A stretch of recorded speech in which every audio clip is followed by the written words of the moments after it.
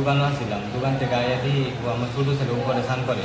তারপরে আমি বলছি বাবু মা কই, মা নিচে স্নান, মা কি তার জন্য করতেছে। আমি বলছি মা নিচে স্নান করে।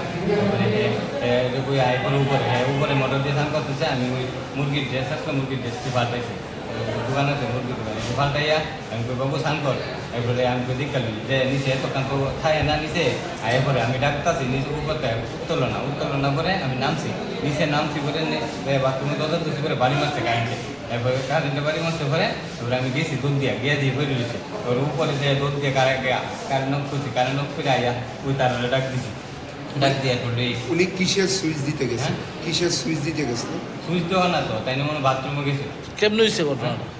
কেমন দিচ্ছে আমি তো কইতারি না, আমি তো দোকানে আসছিলাম। মোটরে কি কোনো শর্ট আসছিল আপনাদের? মোটরে তো আগে শর্ট আসলো না, আগে শর্ট নাই তো। কিভাবে? কারণ আমি কালকে ও মোটর চালে আমি বাথরুমে দিয়ে স্নান করছি, কোনো অসুবিধা আসলো না। কি মনে হয় কিভাবে লাগতে পারে? এটা কি রকম, আমি তো বাড়িতে আসলাম না তো। কি নাম ওনার? হ্যাঁ, ভুলটি সূত্র তো। বয়স কত? ও 34। আপনার নাম কি? আমার নাম হরিকৃষ্ণ সূত্র। বাড়ি? বাড়ি বদলা। কত বছর আগে